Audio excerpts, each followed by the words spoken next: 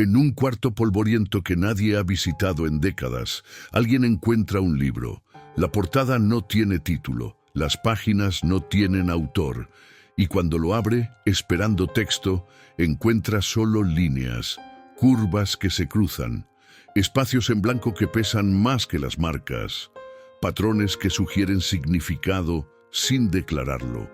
Se sienta, intenta leer, pero no hay nada que leer en sentido convencional, solo esas marcas extrañas. Y sin embargo, mientras las mira, algo sucede. Una sensación emerge, no pensamiento articulado, sino comprensión preverbal, como si el libro hablara directamente a algo en ella que existe antes del lenguaje, antes de las palabras que aprendió a usar, y de repente comprende. Siempre ha sido así. Todo el lenguaje funciona así. Las palabras son solo superficie. Debajo hay algo más profundo, algo que comunica sin comunicar, que programa sin instruir explícitamente, que controla sin parecer controlar. Y ese algo es lo que Nietzsche llamaba el lenguaje invisible, porque hay dos lenguajes, uno visible, las palabras que dices, las frases que formas, los argumentos que construyes. Ese lenguaje crees que controlas, piensas que eliges tus palabras conscientemente, que expresas tu pensamiento mediante ellas, como si el lenguaje fuera herramienta neutral que usas para transmitir ideas preexistentes.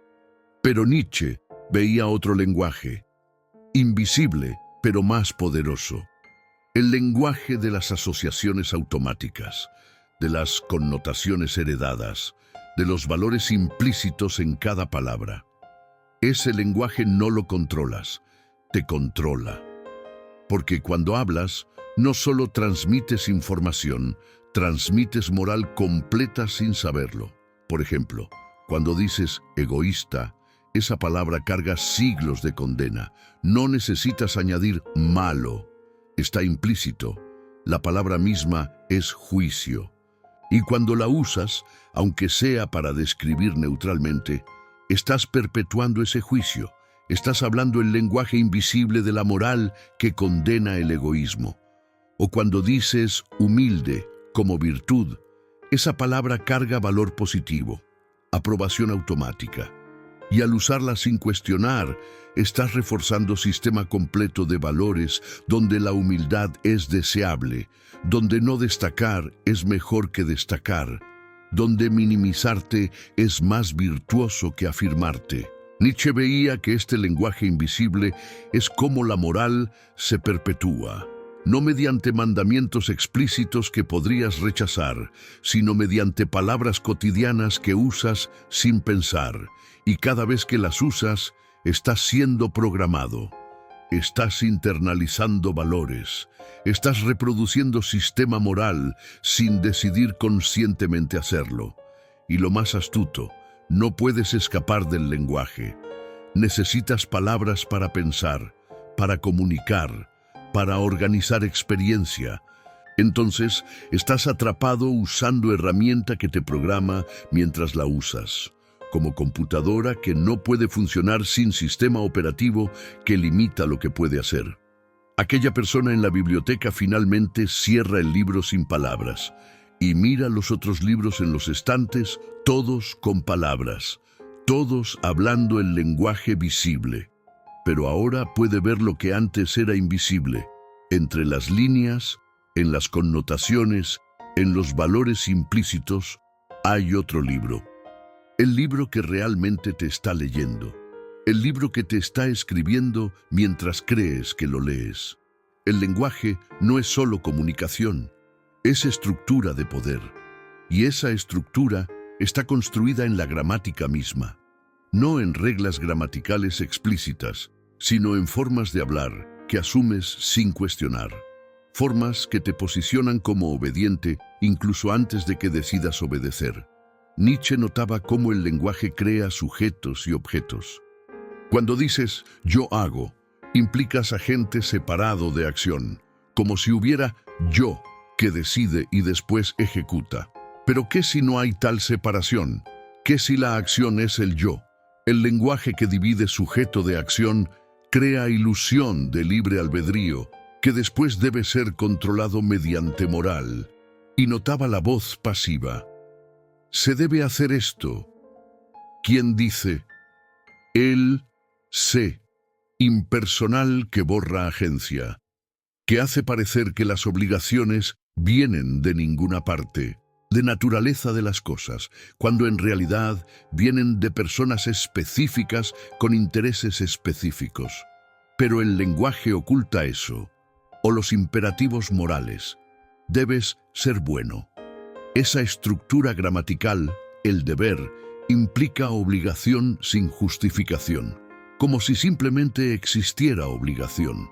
Y al usar esa estructura repetidamente, internalizas la idea de que hay deberes objetivos, aunque nadie pueda explicar de dónde vienen realmente.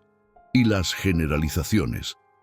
La gente piensa, todos saben, es obvio que esas formas crean consenso artificial, como si realmente todos pensaran igual, cuando en realidad es imposición. Alguien quiere que pienses algo y lo presenta como si todos ya lo pensaran, y al hablar así, perpetúas la ilusión de consenso. Nietzsche veía que aprendemos estas formas en infancia, antes de desarrollar pensamiento crítico, y después las usamos automáticamente toda la vida, sin notar que cada vez que hablas de cierta forma, estás reforzando estructura de poder, estás posicionándote como súbdito de moral que no elegiste. Por ejemplo, cuando dices, debería hacer ejercicio, esa frase contiene obligación. Implica que hay estándar externo que debes cumplir, y aunque parezca que tú elegiste ese estándar, el lenguaje mismo, el debería, estructura la relación como obligación, no como deseo o elección libre. Compare con quiero hacer ejercicio, diferente completamente. Ahora es tu deseo, no obligación externa, pero la mayoría usa debería, incluso para cosas que supuestamente elige, porque internalizó la gramática de obediencia, donde incluso tus elecciones se presentan como cumplimiento de deberes. Y esto penetra todo. Tengo que trabajar. ¿Tienes?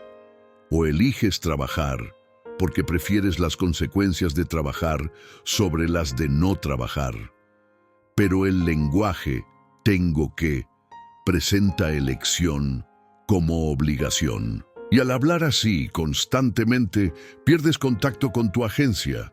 Te vuelves reactor a obligaciones en lugar de agente de elecciones. Nietzsche proponía vigilancia del lenguaje, notar cuando usas gramática de obligación y preguntarte, ¿es realmente obligación o estoy presentando mi elección como obligación? ¿Quién gana cuando hablo así? Porque alguien siempre gana cuando presentas tus acciones como obediencia a estándar externo. El estándar gana y tú pierdes tu agencia. Pero cambiar es difícil, porque el lenguaje de obligación es dominante.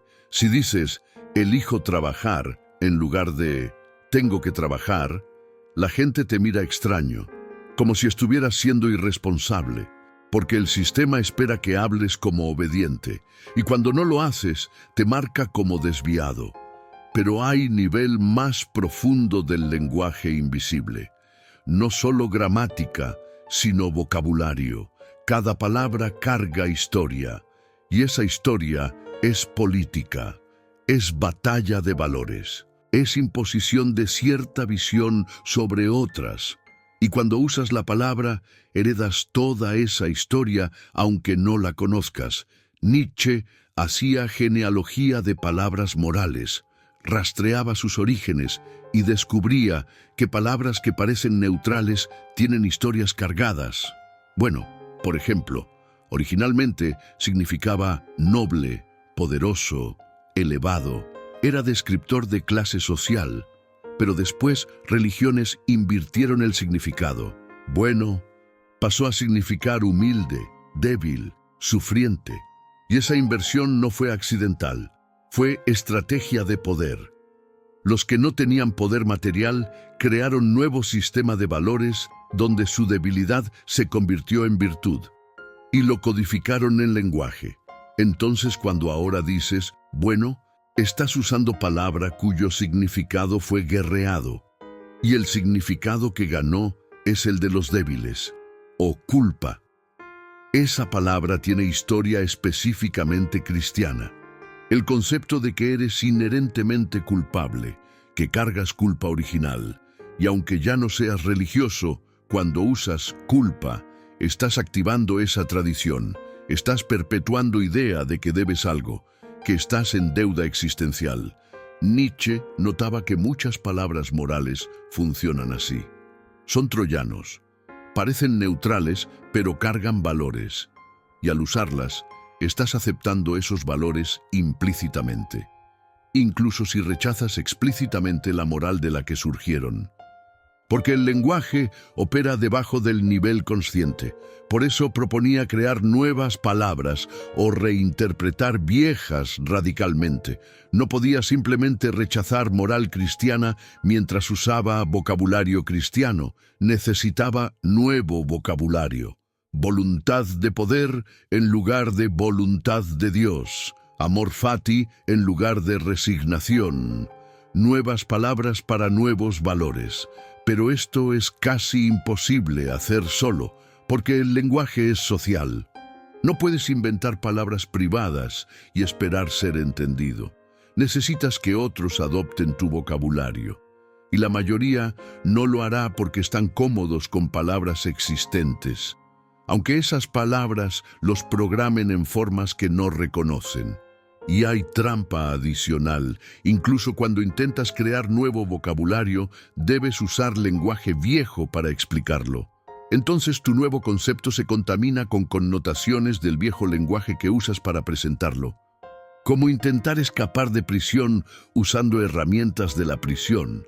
Nietzsche experimentó esto constantemente. Sus lectores malinterpretaban porque leían sus nuevas palabras con viejos significados. Superhombre se entendía con connotaciones de dominación.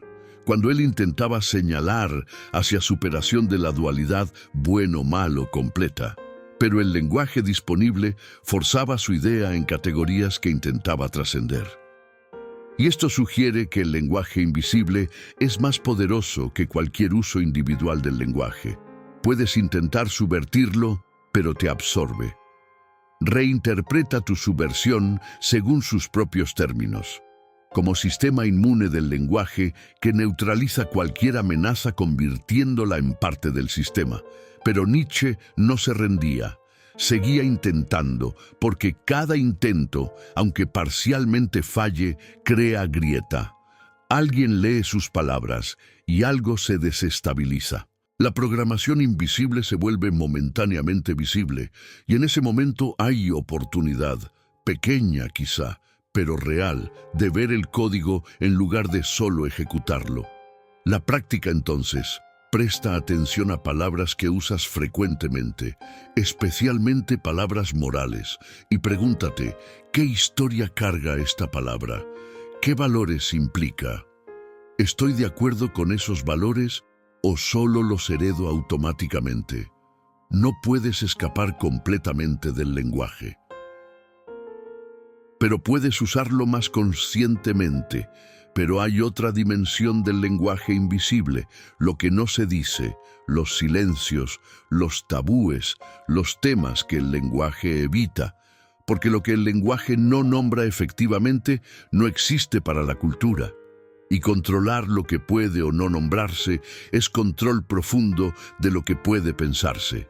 Nietzsche notaba silencios específicos. El lenguaje moral hablaba constantemente de bien y mal, virtud y vicio, deber y transgresión, pero nunca hablaba de poder. Nunca nombraba que toda esa moral era estrategia de poder. Era como si el poder fuera invisible, y esa invisibilidad lo hacía más efectivo, porque si nombras el poder explícitamente, puedes resistirlo. Pero si opera en silencio, bajo vocabulario de bien y deber, no puedes identificarlo como poder. Parece naturaleza de las cosas, parece verdad objetiva, Y así el poder se perpetúa precisamente porque permanece innombrado en lenguaje moral, o el silencio sobre el cuerpo. Lenguaje filosófico occidental hablaba de alma, mente, razón, espíritu, pero el cuerpo era silencio. O peor, algo a superar, ignorar, trascender. Y ese silencio creaba jerarquía. Lo que se nombra es importante, lo que no se nombra no importa. Entonces el cuerpo, al ser silenciado, se volvió despreciable. Nietzsche intentaba romper esos silencios. Hablaba explícitamente de poder cuando otros lo ocultaban bajo moral. Hablaba del cuerpo cuando otros solo hablaban de alma. Nombraba lo que el lenguaje dominante silenciaba, y al nombrarlo, lo hacía pensable, lo traía a existencia cultural, pero nombrarlo era transgredir, porque los silencios no son accidentales, son guardados. Hay tabúes lingüísticos, cosas de las que no se habla, y cuando las nombras te marcan como vulgar, como peligroso, como inmoral. El silencio se defiende violentamente precisamente porque es crucial para sistema de valores. Y hay silencios más sutiles, distinciones que el lenguaje no hace. Por ejemplo, lenguaje occidental no distingue tipos de amor. Una palabra, amor, para fenómenos muy diferentes. Amor maternal, romántico, de amistad, de patria. Todos amor. Y esa falta de distinción crea confusión, pero también sirve al sistema, porque permite transferir obligaciones de un tipo de amor a otro, o la falta de palabras para experiencias que desafían categorías dominantes, estados de conciencia que no son ni alerta ni dormidos, emociones que no son ni positivas ni negativas. Relaciones que no son ni románticas ni platónicas. El lenguaje no tiene vocabulario, y sin vocabulario esas experiencias permanecen borrosas, no completamente reconocidas como reales. Nietzsche notaba esto especialmente con experiencias de transformación, momentos donde algo fundamental cambia. Pero el lenguaje no tiene formas de hablar de eso excepto metafóricamente. Renacimiento, despertar, iluminación, todas metáforas prestadas, porque el lenguaje literal asume que las personas permanecen esencialmente iguales. No tiene estructura para identidad radicalmente transformada, y ese silencio, esa falta de vocabulario, hace la transformación más difícil, porque si no puedes nombrar lo que estás experimentando, difícilmente puedes navegarlo. Permanece confuso, aterrador incluso, como estar en territorio sin mapa, sin forma de orientarte, porque el lenguaje no reconoce ese territorio como existente.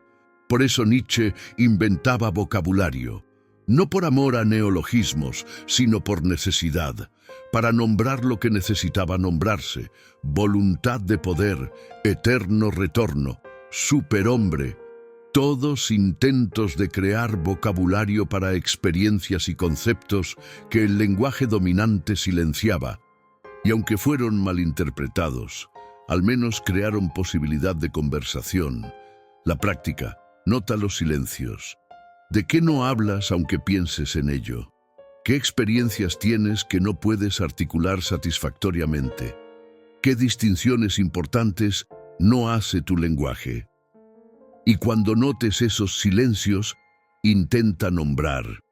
Torpemente quizá, pero intentar, porque solo lo nombrado puede volverse consciente, y solo lo consciente puede transformarse.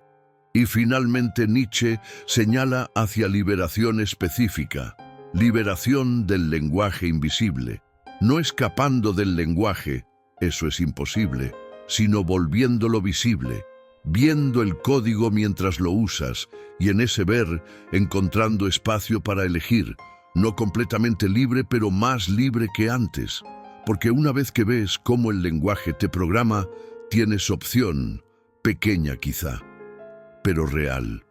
Puedes usar palabra con conciencia de lo que implica. Puedes elegir vocabulario diferente cuando reconoces que el habitual carga valores que rechazas. Puedes crear pausas donde antes solo había flujo automático. Por ejemplo, nota cuando dices debería. Pausa. Pregunta: ¿realmente es obligación o es elección que presento como obligación? Y si es elección, reformula: elijo en lugar de debo. Esa pequeña modificación cambia tu relación con la acción. Ya no eres víctima de obligación, sino agente de elección. O nota cuando usas palabras morales: egoísta, virtuoso, culpable. Pausa. Pregunta: ¿qué valores implican esas palabras? ¿Estoy de acuerdo con esos valores? Y si no, busca palabras más neutrales, enfocado en sus propios intereses, en lugar de egoísta, más largo quizá, pero menos cargado moralmente. Nietzsche no proponía nunca usar lenguaje moral. Proponía usarlo conscientemente, sabiendo lo que haces, eligiendo cuándo adoptar valores implícitos y cuándo resistirlos. Como actor que habla líneas del guión, pero sabe que son líneas, no confundido con el personaje, y esto abre posibilidad de juego, de usar lenguaje irónicamente, de adoptar vocabulario moral para ciertos propósitos, sabiendo que no lo crees literalmente. Como Nietzsche usaba lenguaje religioso, profeta, evangelio, anticristo, pero jugando con él, subvirtiéndolo mediante exageración. Pero esto requiere equilibrio delicado, porque puedes confundirte, empiezas jugando con vocabulario y terminas atrapado en él. Porque el lenguaje invisible opera debajo de conciencia. Incluso cuando crees que lo usas irónicamente, puede estar programándote. Como actor que representa papel tan largo que olvida que es actuación, por eso Nietzsche enfatizaba vigilancia constante. No puedes relajarte y asumir que dominas el lenguaje.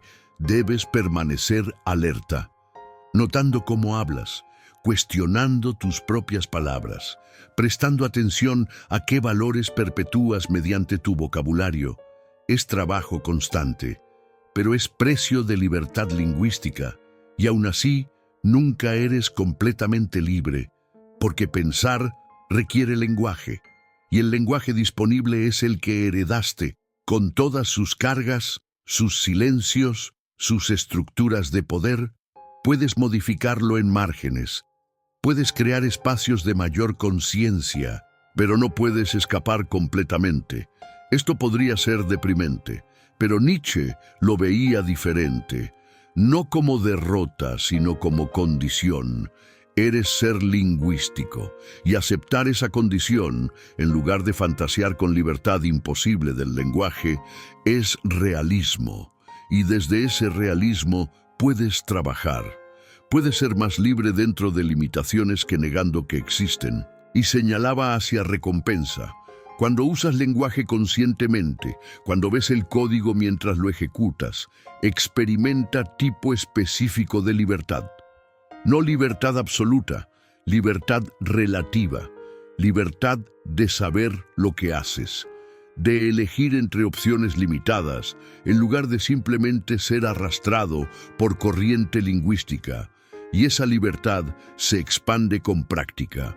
Mientras más notas el lenguaje invisible, más espacio creas, más pausas, más momentos de elección consciente. Y acumulativamente, esos momentos transforman tu relación con el lenguaje.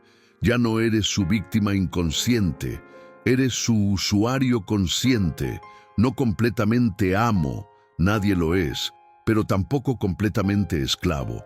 En aquella biblioteca, la persona cierra todos los libros, porque finalmente comprende, no importa qué libro leas, todos están escritos en lenguaje invisible. Todos programan mientras informan, todos perpetúan valores mientras pretenden solo describir, y la única defensa es leer conscientemente, viendo no solo lo que dicen, sino cómo lo dicen y qué no dicen. Nietzsche no te ofrece escape del lenguaje. Eso sería imposible. Te ofrece conciencia del lenguaje, capacidad de ver el código que te programa, y en ese ver encontrar espacios, pequeños quizá, pero reales, donde puedes elegir, donde puedes resistir, donde puedes crear algo nuevo en lugar de solo reproducir lo heredado. El lenguaje invisible opera constantemente, en cada conversación, en cada pensamiento silencioso, en cada palabra que lees, incluyendo estas. Y no puedes detenerlo, pero puedes volverlo visible, puedes notar cuando te programa. Y en ese notar está tu única libertad lingüística real. Porque la libertad no es hablar sin restricciones, es hablar sabiendo las restricciones. Es elegir tus palabras conscientemente en lugar de dejar que te elijan. Es crear pausas donde antes solo había flujo automático. Y esas pausas, acumuladas, pueden transformar no solo cómo hablas, sino cómo piensas. Porque pensar es hablar contigo mismo. Y si cambias cómo hablas, cambias cómo piensas. Nietzsche vivió en esa tensión, usando lenguaje que sabía lo programaba, intentando subvertirlo mientras dependía de él. Nunca completamente exitoso, pero nunca completamente derrotado. Y su legado es invitación a esa misma tensión, a habitar el lenguaje conscientemente, a ver el código, a jugar con él cuando puedas, a resistirlo cuando debas. Te deja con práctica simple, escucha cómo hablas. No solo qué dices, sino cómo lo dices, qué palabras usas, qué gramática empleas, qué silencios mantienes, y cuando notes algo, algún automatismo, algún valor implícito que no elegiste, tienes opción, pequeña quizá, pero real, de pausar, de elegir diferente, de hablar desde mayor conciencia en lugar de solo desde hábito heredado. El lenguaje invisible nunca dejará de ser invisible completamente. Siempre operará debajo de tu conciencia, pero puedes traer más de él a luz, poco a poco, palabra por palabra. Y en ese proceso gradual de iluminación lingüística está tu liberación, no total pero real, no perfecta pero genuina, la libertad de ser más consciente de cómo el lenguaje te hace quien eres, y en esa conciencia tener algún poder, pequeño pero precioso, de hacer algo diferente. Suscríbete a Sueño Vivo y activa las notificaciones, porque cada video es práctica de ver lo invisible. Cada idea es invitación a notar tu propio lenguaje. Cada reflexión es recordatorio de que las palabras no son neutrales, te programan. Y la única pregunta es si lo hacen inconscientemente o si participas conscientemente en tu propia programación. El código está ahí, siempre estuvo. ¿Lo verás?